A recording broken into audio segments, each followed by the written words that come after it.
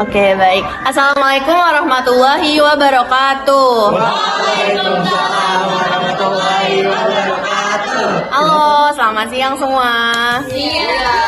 Gimana nih kabarnya hari ini? Alhamdulillah, luar biasa. Allahu Akbar. Oke, alhamdulillah kabarnya baik ya. Semangat banget nih kayak gini teman-teman dari suaranya. Firstly, I want to say something to you guys karena kalian udah bersedia untuk hadir dan berpartisipasi dalam kegiatan kita pada siang hari ini. An expectation karena kalian selalu kayak nanyain kita kapan mau bimbingan kelompok, and this is our time kayak gitu. Nah, sebelum kita memulai kegiatan pada siang hari ini, alangkah baiknya kita berdoa bersama-sama terlebih dahulu agar terciptanya kegiatan ini berjalan dengan lancar. Berdoa mulai.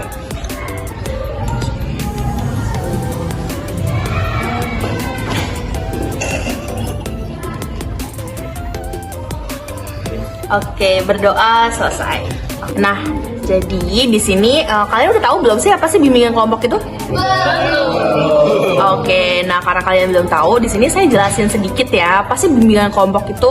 Jadi bimbingan kelompok itu adalah salah satu layanan dalam bimbingan konseling yang dilakukan oleh guru BK atau konselor kepada sekelompok siswa. Nah, tujuannya itu supaya kita bisa mengatasi masalah pribadi, terus juga pengembangan potensi diri melalui kegiatan seperti diskusi bareng nih teman-teman. Terus ada games juga, kita saling tukar pendapat juga. Jadi dengan adanya bimbingan kelompok, kita bisa belajar saling mendukung, memahami diri sendiri dan orang lain, serta kita bisa berlatih bagaimana sih caranya berkomunikasi dan menghargai pendapat orang lain. Nah, sampai sini paham nggak sampai sini? Nah, jadi terkait itu di sini tuh juga ada beberapa tujuan terkait bimbingan kelompok. Yang pertama itu supaya kita bisa membantu memahami kebutuhan diri kita. Terus juga dengan adanya bimbingan kelompok, kita tuh bisa lebih meningkatkan keterampilan sosial gitu. Terus membentuk sikap positif, mendorong kemandirian, serta menyalurkan aspirasi dan perasaan. Gimana, dapat dipahami? Dapat dipahami ya. Nah, terus di sini juga ada beberapa tahap nih supaya kegiatan ini berjalan dengan lancar. Yang pertama itu ada tahap pembentukan, selanjutnya juga ada tahap peralihan dan tahap kegiatan, serta yang terakhir itu ada tahap pengakhiran. Nah, di sini juga ada beberapa asas-asas bimbingan kelompok. Asas-asas itu sendiri ada asas kerahasiaan, di mana kegiatan kita ini tuh cuma kita aja yang tahu isinya gitu, pembahasannya cuma kita aja yang tahu. Terus juga ada asas kesukarelaan. By the way, karena ini ada asas kesukarelaan, apakah kalian mengikuti kegiatan ini secara sukarela tanpa adanya paksaan? Ya.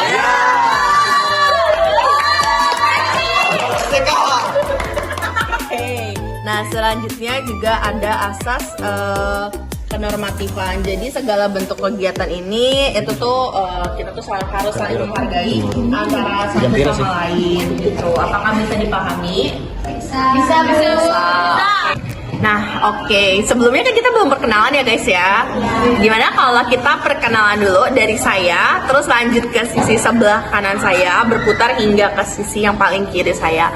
Oke, jadi kalau seumpamanya misalnya saya kenalan, nanti setelah saya menyebutkan nama saya gitu, nanti kalian say hi gitu ya, hi gitu sambil nyebut nama, oke?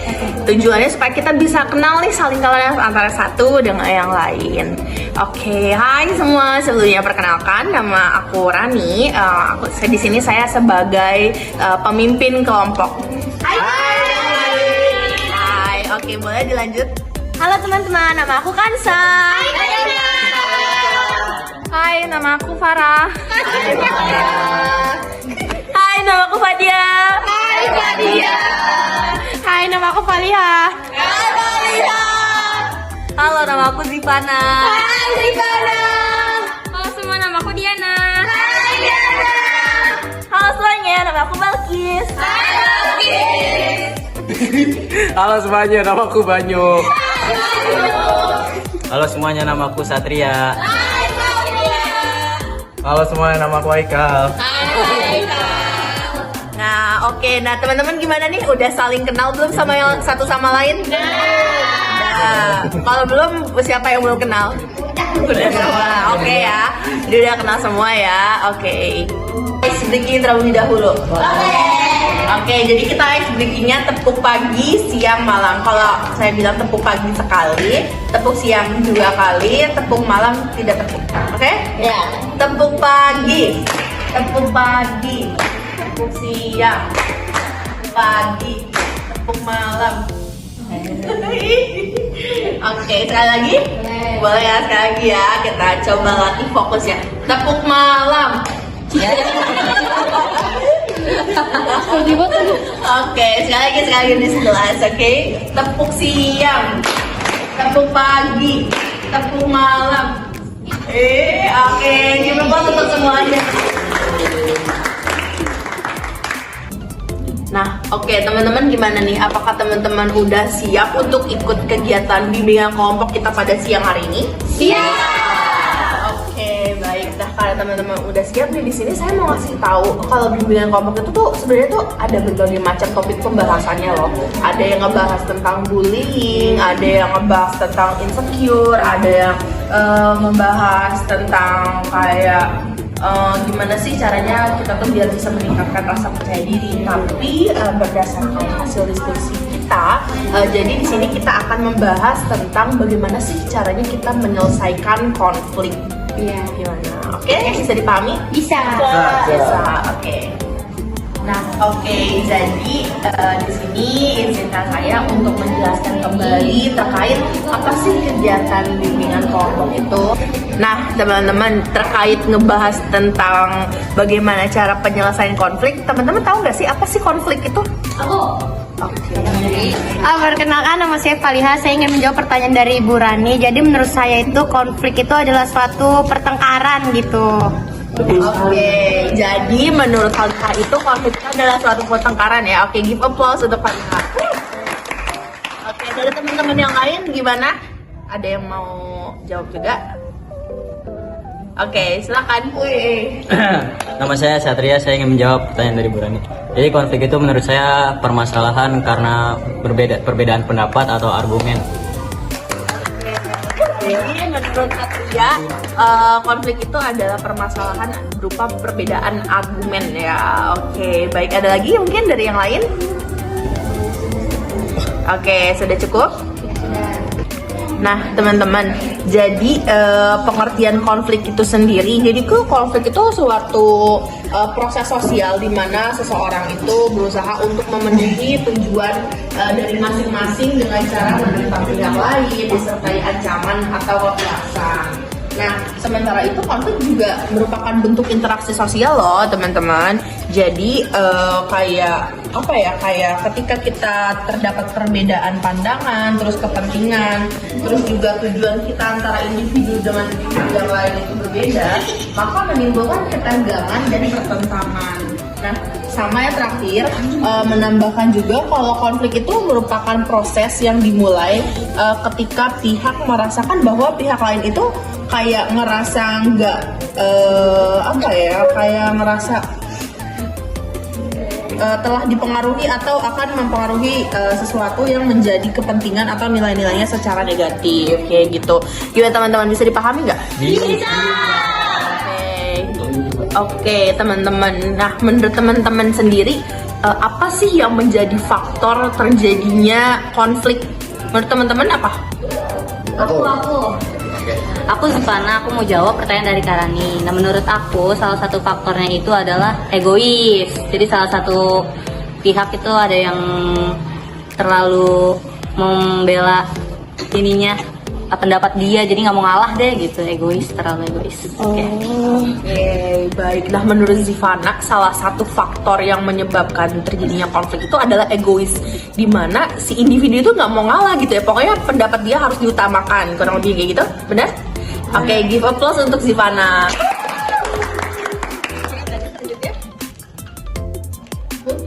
Aku Kansa mau jawab pertanyaan dari Ibu Rani. Menurut aku penyebab konflik itu yaitu karena kita kurang komunikasi. Jadi misalkan miskom antara kedua belah pihak. Jadi kalau misalnya kita nggak selesaiin, kita akan menimbulkan konflik.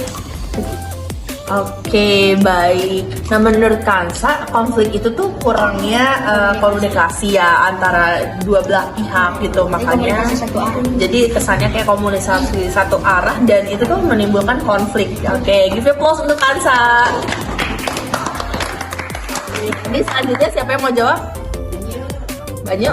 Ya, jadi menurut aku itu jadinya konflik biasanya karena ada perbedaan pendapat. Misalnya si A sama si B ini pendapatnya nggak sama. Terus dari situ tuh bisa jadi konflik kalau misalnya dua-duanya sama-sama nggak mau ngalah gitu. Oke, baik. Jadi menurut Banyu, konflik itu bisa terjadi karena adanya perbedaan pendapat antara si A dengan si B gitu ya. Nah, terus karena dua-duanya nggak mau ngalah, maka terjadilah konflik. Oke, give applause untuk Banyu. Nah, teman-teman, jadi konflik itu tuh bisa disebabkan dari berbagai hal. Misalnya kayak tadi persepsi, terus juga nilai, terus kepentingan karena egois gitu ya, antara individu punya kepentingan yang masing-masing. Masalah komunikasi yang seperti tadi Kansa jelaskan yang kurang efektif, serta adanya tekanan sosial. Nah, di sini juga ditambahkan kalau penyebab konflik itu tuh berasal dari perbedaan persepsi kayak gitu kan. Terus kayak faktor pribadi juga ada faktor emosi, terus juga kepribadian seseorang, terus juga perbedaan status kayak gitu, atau juga karena faktor lingkungan. Dan selain itu faktor utama yang menyebabkan konflik itu ada pada perbedaan persepsi dan pandangan, terus juga ada perbedaan kepentingan dan nilai hidup, serta kesalahan komunikasi atau miskomunikasi, adanya persaingan dalam mencapai tujuan tertentu, serta adanya emosi negatif teman-teman. Jadi tuh konflik itu gitu. iya, jadi konflik itu tuh bikin kayak ngerasa emosi gak sih kalian tuh lagi debat. Oke, jadi kayak kalian ngerasa kayak greget gitu ya. Iya, betul. Oke. Nah, teman-teman kan tadi kan kita kan ngebahas ya kayak konflik itu ternyata tuh semeresahkan itu loh untuk kita gitu. Nah, ternyata selain kita mengerti bahwasannya konflik itu dapat menimbulkan masalah, konflik itu juga memiliki dampak loh kepada diri kita dan orang lain. Nah, menurut teman-teman dampaknya dari konflik itu ketika terjadinya konflik itu dampak menurut teman-teman seperti apa? Aku Nur Muhammad Haikal ingin menjawab pertanyaan Karani. Dampak dari konflik itu dapat menyebabkan pertengkaran, pertikaian, bahkan demonstrasi. Itu menyebabkan kita menjadi susah untuk berinteraksi karena ada pertengkaran. Oke, baik, terima kasih Haikal. Jadi menurut Haikal, dampak dari konflik itu tadi menyebabkan pertengkaran, ya kan, terus menyebabkan demonstrasi juga. Nah, ketika terjadinya konflik itu tuh paling gak disukai antara individu yang satu dengan individu yang lain, atau individu dengan kelompok, atau kelompok dengan kelompok. Nah, lebihnya kayak gitu. Oke, mungkin yang lain boleh? Aku Balkis, jadi aku mau menjawab pertanyaan dari Karani. Kalau menurut aku, dampak dari konflik sendiri itu bisa merusak hubungan, baik hubungan pertemanan atau hubungan lainnya. Karena ada permasalahan itu kita kadang jadi canggung buat ini, jadi hubungannya tuh rusak gitu. Oke, jadi menurut Balkis, dampak dari konflik itu sendiri tuh merusak pertemanan ya Balkis ya. Jadi kayak karena terjadinya konflik jadi adanya canggung, teman yang ngerasa nggak nyaman, jadi diem-dieman, kurang lebihnya kayak gitu Balkis. Oke, give applause untuk Balkis. Next. Perkenalkan, nama aku Fadia. Dampak dari itu adalah jadi tuh dia bisa jadi karena stres atau depresi, karena orang yang terlibat stres atau depresi tuh sering cemas dan ada kehilangan motivasi gitu. Oke, jadi menurut Fadia, dampak dari konflik itu karena itu tuh stres gitu ya, menimbulkan stres gitu, atau dari individunya itu sendiri lagi ada problem gitu, lagi ada stres, makanya jadi menyebabkan konflik antara si individu itu dengan yang lain. Oke, terima kasih Fadia, give applause untuk Fadia. Oke, Mas Ade mau jawab? Oke, boleh. Aku Farah Faradina Fasya, aku ingin menjawab dari Karani, yaitu itu perpecahan dan permusuhan antar teman, jadi kayak permusuhan gitu. Oke, jadi menurut Farah itu terjadinya perpecahan dan permusuhan antar teman ya. Nah, bener banget. Jadi tuh kalau konflik itu bikin antara kita sama teman kita berantem gak sih? Iya, betul. Oke, give applause untuk Farah. Ada lagi yang mau jawab? Cukup? teman-teman, jadi dampak dari konflik itu sendiri itu tuh terdapat dua sisi. Ternyata tuh dampak dari konflik itu gak cuma negatifnya aja loh, karena kan tadi kan teman-teman ngejelasin ya dampak negatifnya itu. Nah kalau jadi kalau konflik itu jika dikelola dengan baik, konflik itu bisa meningkatkan kreativitas, inovasi, dan komunikasi antar individu. Tapi kalau semuanya dibiarkan gitu aja, itu akan jadi masalah loh teman-teman. Nah terus juga di sini ditegaskan kalau konflik itu nggak bisa diselesaikan kalau konflik yang nggak diselesaikan itu bisa menimbulkan masalah hubungan sosial dan memperburuk kinerja kelompok kayak gitu. Nah terus juga dampak negatif dari konflik itu ada menurunnya motivasi, meningkatnya stres, dan rusaknya hubungan sosial. Terus juga dampak positifnya, tadi kan belum sempat dijelasin ya dampak positifnya ya, mendorong adanya inovasi, terus membuka ruang dialog, serta menemukan kemampuan berpikir dan supaya kita tuh bisa lebih berpikir lebih kritis loh teman-teman kayak gitu. Gimana, apakah dapat dipahami? Oke, baik, terima kasih. Nah, teman-teman, terkait mengatasi konflik sesuai tema kita tadi, bagaimana caranya mengatasi konflik? Nah, dari teman-teman sendiri, ada nggak sih yang bisa menyampaikan gitu dari teman-teman tuh? Menurut teman-teman gimana sih caranya kita mengatasi konflik? Teman-teman ada yang mau jawab? Aku Haikal mau jawab. Cara menghindari konflik itu adalah menghindari pertikaian yang ada supaya konflik tidak terjadi. Oke, jadi kalau menurut Haikal, cara menghindari konflik itu menghindari pertikaian yang ada ya, supaya nggak terjadinya konflik. Oke, terima kasih Haikal. Give applause untuk Haikal.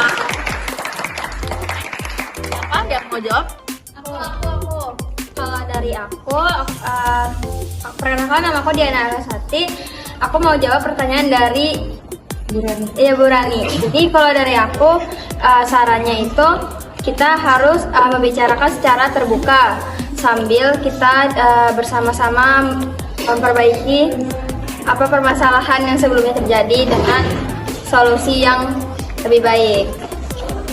Oke, baik, terima kasih Diana. Jadi menurut Diana itu cara menyelesaikan konflik itu dengan cara membicarakan gitu ya, ngasih tahu, diomongin baik-baik antara kedua belah pihak, kurang lebihnya kayak gitu ya Yana. Oke, terima kasih untuk Diana.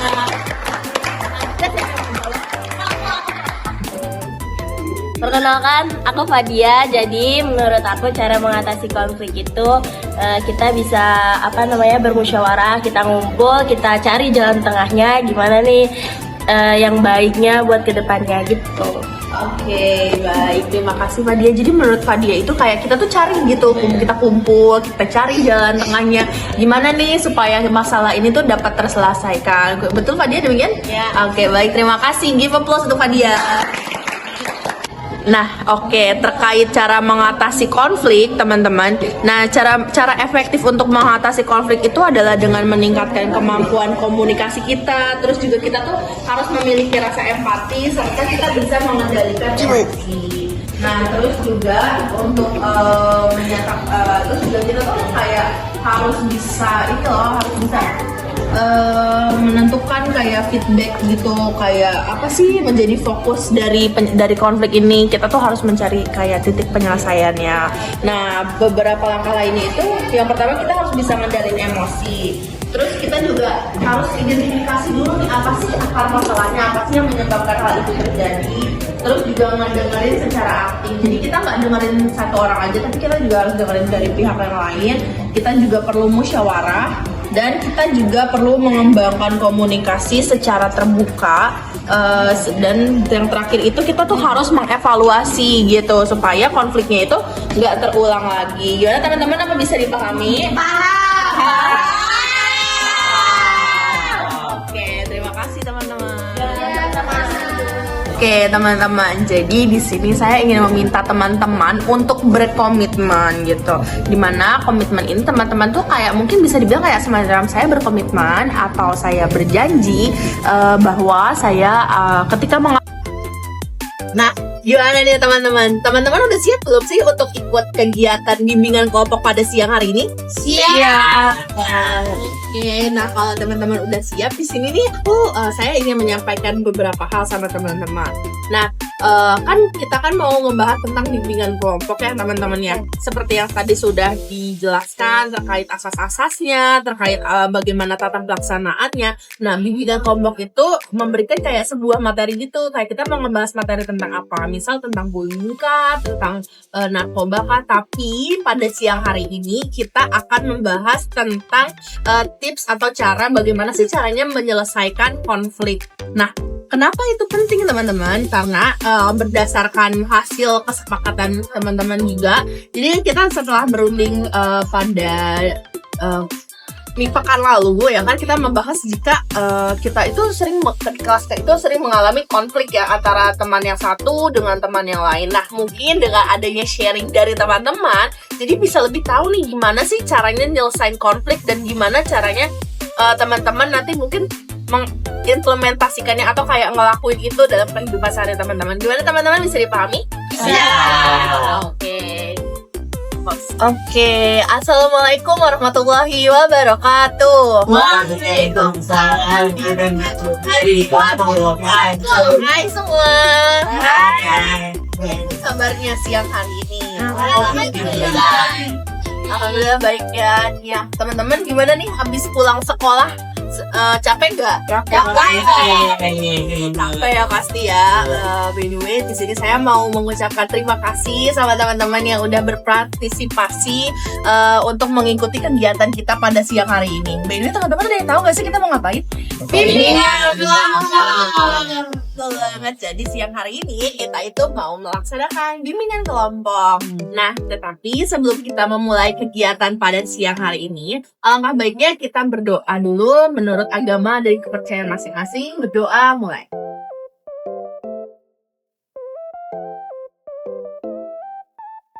Oke, berdoa selesai. Sip, di kick off dulu.